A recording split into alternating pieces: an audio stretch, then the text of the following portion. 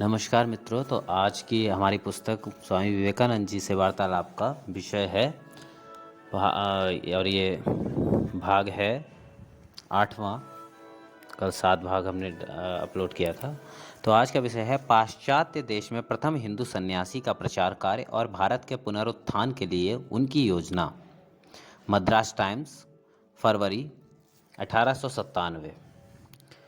पिछले कई सप्ताहों से मद्रास की हिंदू जनता परम उत्सुकता के साथ जगत विख्यात हिंदू यतिश्रेष्ठ स्वामी विवेकानंद के आगमन की प्रतीक्षा कर रही है। सभी के अधरों पर उन्हीं का नाम खेल रहा है। मद्रास के स्कूल, कॉलेज, हाईकोर्ट, समुद्र तट, रास्ते, गलियां, बाजार आदि स्थानों में सैकड़ों जिज्ञासु परस्पर पूछ रहे हैं, स्वामी जी कब पधार रहे हैं।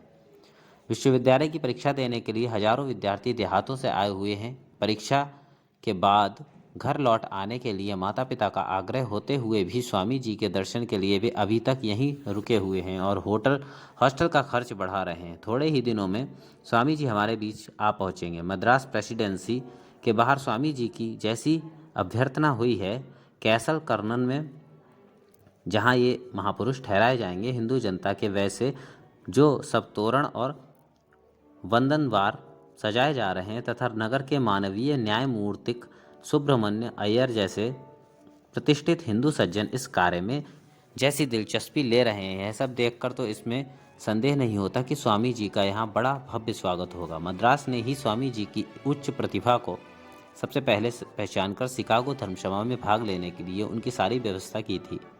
वही मद्रास अब फिर से उन महापुरुष का, जिन्होंने अपनी मातृभूमि के गौरव की वृद्धि के लिए इतना किया, स्वागत करने का अवसर और गौरव प्राप्त करेगा। निस्संदेह स्वामी जी एक महापुरुष हैं। 4 वर्ष पहले जब वे यहाँ पधारे थे, तब उस समय वास्तव में वे एक अज्ञात व्यक्ति थे। सेंट थोमे में एक अपरिचित बंगले में वे लगभग 2 मास रहे और उस बीच जो उनके पास जाते उनके साथ वे धर्म विषयक वार्तालाप करते और उन्हें शिक्षा प्रदान करते। उनसे प्रभावित होकर कुछ शिक्षित बुद्धिमान युवक उन्हीं दिनों कहा करते थे कि इनके भीतर कुछ ऐसी अलौकिक शक्ति है जो अवश्य इन्हें असाधारण श्रेष्ठ पद पर आरूढ़ करेगी तथा विश्व नेतृत्व प्राप्त करने की योग्यता प्रदान करेगी। लोग उस समय इन युवकों को गुमराह, अनुरागी, ख्वाबी सुधारक कहकर इनसे घृणा करते थे। वे ही नवयुवक आज अपने स्वामी जी को इसी तरह पुकारना पसंद करते हैं। यूरोप तथा अमेरिका से इतनी ख्याति प्राप्त करके लौटे हुए देखकर परम संतोष का अनुभव कर रहे हैं। स्वामी जी के प्रचार का विषय मुख्यतः आध्यात्मिकता है। उनका दृढ़ विश्वास है कि आध्यात्मिकता की जननी इस भारत भूमि का भविष्य परम उज्जवल है। उनकी यह दृढ़ धारणा है कि वे वेदांत के जिन उदात्त सत्यों का प्रतिपादन करते हैं, उनका दिनों दिन पाश्चात्य देशों में अधिकाधिक प्रसार होगा तथा उनके प्रति लोगों की श्रद्धा बढ़ेगी। उनका मूल मंत्र है सहायता न कि विरोध, दूसरों के भावों को आत्मसात करना न कि विनाश, समन्वय और शांति न कि कलह। दूसरे धर्ममतावलंबियों का स्वामी जी से चाहे जो भी मतभेद रहे, पर ऐसा कोई बिरला ही होगा जो इस बात को स्वीकार न करे कि स्वामी जी ने पाश्चात्य देशों को हिंदू धर्म की श्रेष्ठता दिखाकर उनकी आंखें खोल दी हैं और इस प्रकार उन्होंने अपने देश की अद्वितीय सेवा की है। चिरकाल तक लोग इस बात को स्मरण रखेंगे कि वे ही प्रथम हिंदू सन्यासी थे जिन्होंने समुद्र पार जाने का साहस किया और पाश्चात्य देशों को वह संदेश सुनाया जिसे वे धर्म समन्वय का संदेश मानते हैं। हमारे पत्र के एक प्रतिनिधि ने स्वामी विवेकानंद से अमेरिका में उनके धर्म प्रचार कार्य की सफलता के संबंध में जानकारी प्राप्त करने के लिए भेंट की। स्वामी जी ने हमारे प्रतिनिधि का बड़ी सज्जनता से स्वागत किया और उन्हें अपने पास की एक कुर्सी पर स्थान ग्रहण करने के लिए कहा। स्वामी जी गेरुआ वस्त्र धारण किए हुए थे। उनकी आकृति धीर, स्थिर, शांत और महिमा व्यंजक थी। उन्हें देखने से ऐसा प्रतीत हुआ मानो वे किसी भी प्रश्न का उत्तर देने को प्रस्तुत है। हमारे प्रतिनिधि ने शीघ्र लिपि अर्थात शॉर्ट हैंड में स्वामी जी के शब्दों को जैसा लिखा वैसा ही हम यहाँ पर उद्धृत करते हैं।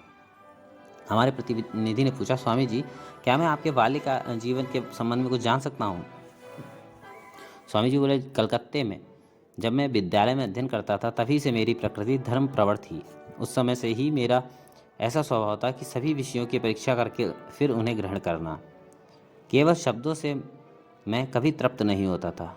इसके थोड़े दिन बाद ही श्री रामकृष्ण देव के साथ मेरी भेंट हुई। उनके आश्रय में मैं दीर्घ काल तक रहा और उनसे धर्म तत्व की शिक्षा प्राप्त की। अपने गुरुदेव के देह त्याग के बाद मैं भारत परिभ्रमण के लिए निकला और कलकत्ते में एक छोटा सा मठ स्थापित किया गया। भ्रमण करते हुए मैं मद्रास आया और मैसूर के स्वर्गीय राजा तथा रामनद के राजा से मुझे सहायता प्राप्त हुई। प्रश्न, आप पाश्चात्य देशों में हिंदू धर्म का प्रचार करने क्यों गए थे? उत्तर, मुझे पाश्चात्य देशों के विषय में जानकारी प्राप्त करने की इच्छा हुई थी। मेरे मत से हमारे राष्ट्र की अवनति का मूल कारण है दूसरे राष्ट्रों से मेलजोल न रखना। यही हमारी अवनति का मुख्य कारण है। पाश्चात्य देशों के साथ परस्पर भाव विनिमय करने का अवसर हमें कभी नहीं मिला। हम चिरकाल से कूप मंडूक बने हुए हैं। प्रश्न, आपने पाश्चात्य देश के बहुत से स्थानों में भ्रमण किया होगा। उत्तर, मैंने यूरोप के बहुत से स्थानों में भ्रमण किया है। मैं जर्मनी और फ्रांस भी गया था, पर मेरा कर्म क्षेत्र मुख्यतः इंग्लैंड और अमेरिका ही रहा है। पहले तो मैं कुछ कठिनाई में पड़ गया था, क्योंकि भारतवर्ष से जो लोग वहां गए थे प्रायः उन सभी ने भारतीयों के विरुद्ध पक्ष का अवलंबन किया था। पर यह मेरा चिरंतन विश्वास है कि भारतवासी सारे संसार में सबसे अधिक नीतिपरायण और धार्मिक है। इसलिए हिंदू के साथ इस विषय में अन्य किसी की तुलना करना बिल्कुल भूल है। सर्वसाधारण के सामने जब मैं हिंदू जाति के श्रेष्ठत्व का प्रचार करने लगा तो पहल बहुत से लोगों ने मेरी भयंकर निंदा करना शुरू कर दिया। यहाँ तक कि वे मेरे विरुद्ध नाना प्रकार की अफवाहें फैलाते भी नहीं हिचकिचाए। वे कहा करते थे कि वह अर्थात स्वामी विवेकानंद तो एक पाखंडी है, धूर्त है, उसके बहुत सी स्त्रियां और बाल बच्चे तो ढेर के ढेर हैं। पर इन धर्म प्रचारकों के संबंध में मेरी अभिज्ञता जितनी अधिक होती गई उतनी ही मेरी आंखें इस संबंध में खुल गईं कि धर्म के नाम पर कहाँ तक अधर्म हो सकता है। इंग्लैंड में इस प्रकार मिशनरियों का उपद्रव बिल्कुल नहीं था। वहाँ के मिशनरियों में से कोई मेरे साथ लड़ने नहीं आया। मिस्टर लुंड नामक एक पादरी पीछे मेरी निंदा करने अमेरिका गया था, पर उसकी बातों पर किसी ने कान न दिया। मैं अमेरिका में लोगों का बड़ा ही प्रिय पात्र हो गया था। जब मैं इंग्लैंड वापस आया तो मैंने सोचा कि यह मिशनरी मेरे विरुद्ध कुछ प्रचार करेगा, परंतु ट्रुथ नामक संवाद पत्र में ने उसका मुंह बंद कर दिया। इंग्लैंड की सामाजिक प्रणाली भारत के जाति विभाग से भी अधिक कठोर है। चर्च ऑफ इंग्लैंड के सभी प्रचारक खानदानी लोग हैं, पर मिशनरियों में से अधिकांश वैसे नहीं हैं। चर्च ऑफ इंग्लैंड वालों ने मेरे साथ बहुत ही सहानुभूति प्रकट की। चर्च ऑफ इंग्लैंड के लगभग 30 प्रचारक धर्म विषयक सभी प्रकार के विवादास्पद जटिल विषयों में मेरे साथ संपूर्ण रूप से एक मत हैं। और मैंने यह भी देखा कि यद्यपि इंग्लैंड के मिशनरी या पादरी लोग उन विषयों में मेरे साथ मतभेद रखते थे, फिर भी उन्होंने पीठ पीछे मेरी निंदा नहीं की। इससे मुझे आनंद भी हुआ और विस्मय भी। जाति विभाग और वंश परंपरागत शिक्षा का यही गुण है। प्रश्न, पाश्चात्य देशों में धर्म प्रचार का कार्य कहाँ तक सफल रहा?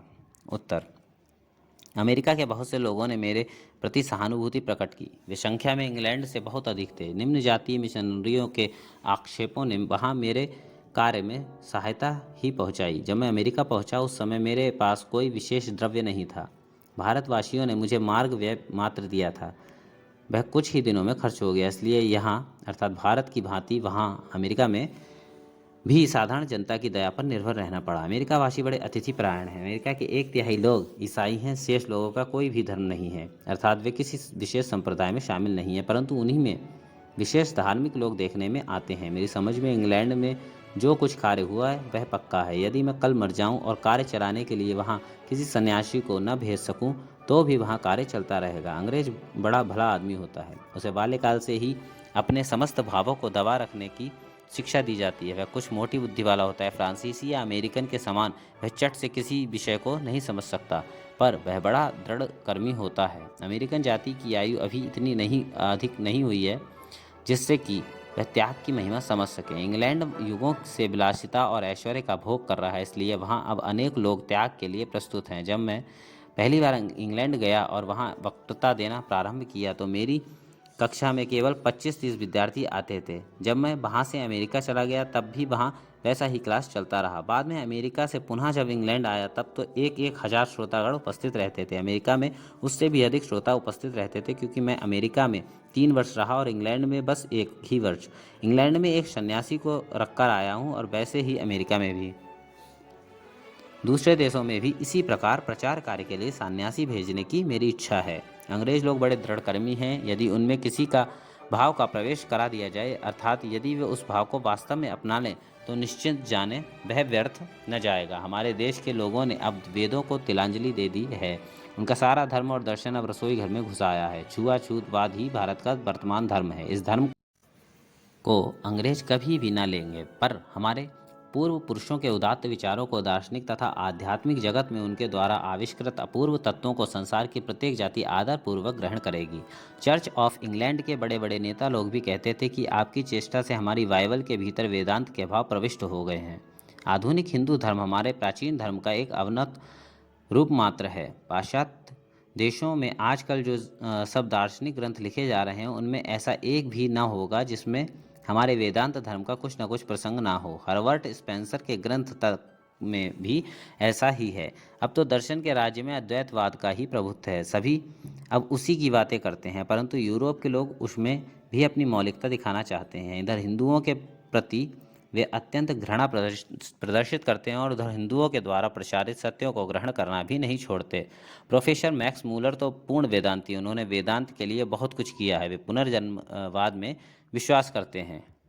प्रश्न, भारत के पुनरुद्धार के लिए आप क्या करना चाहते हैं? उत्तर, मेरी समझ में देश के जनसाधारण की अवहेलना करना ही हमारा महान राष्ट्रीय पाप है और वह हमारी अवनति का एक कारण है। जब तक भारत की साधारण जनता उत्तम रूप से शिक्षित नहीं हो जाती, तब तक उसे खाने पीने को अच्छी तरह नहीं मिलता। जब तक उसकी अच्छी देखभाल नहीं होती, तब तक कितना ही राजनीतिक आंदोलन क्यों ना हो, उससे कुछ फल ना होगा। ये बेचारे गरीब हमारी शिक्षा के लिए राजकर के रूप में पैसा देते हैं, हमारी धार्मिक सिद्धि के लिए अपने शारीरिक परिश्रम से बड़े बड़े मंदिर खड़े करते हैं, पर इसके बदले उनको चिरकाल ठोकरों के सिवाय और क्या मिलता है? वास्तव में वे हमारे गुलाम ही बन गए हैं।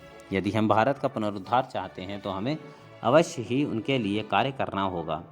युवकों को धर्म प्रचारक के रूप में शिक्षित करने के लिए मैं पहले 2 केंद्रीय शिक्षालय अर्थात मठ स्थापित करना चाहता हूं। उनमें से एक तो मद्रास में होगा और दूसरा कलकत्ते में। कलकत्ते का मठ स्थापित करने के लिए आवश्यक धन प्राप्त हो गया है। मेरे उद्देश्य को सफल करने के लिए अंग्रेज लोग ही पैसे देने को तैयार हैं।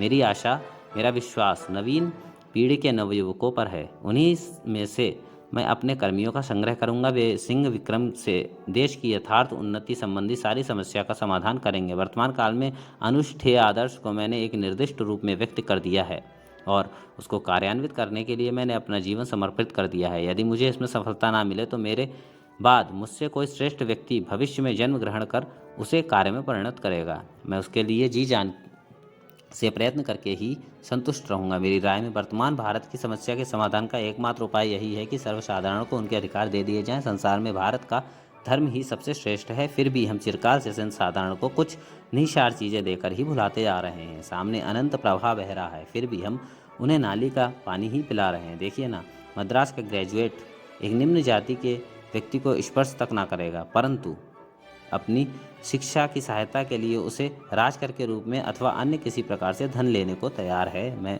सर्वप्रथम धर्म प्रचारकों की शिक्षा के लिए पूर्वोक्त 2 शिक्षालय स्थापित करना चाहता हूँ। वे सर्वसाधारण को धार्मिक और लौकिक दोनों प्रकार की शिक्षा प्रदान करेंगे। वे एक केंद्र से दूसरे केंद्र का विस्तार करेंगे और इस प्रकार हम धीरे धीरे समग्र भारत में फैलते जाएंगे। आत्मविश्वास लाना ही हमारा सबसे प्रधान कर्तव्य है। यहाँ तक कि भगवान में विश्वासी होने से पहले सबको अपने में विश्वास लाना होगा। पर यह दुख की बात है कि हम भारतवासी दिनों दिन इस आत्मविश्वास को खो रहे हैं। इसीलिए मैं सुधारकों के विरुद्ध इतना कहा करता हूँ।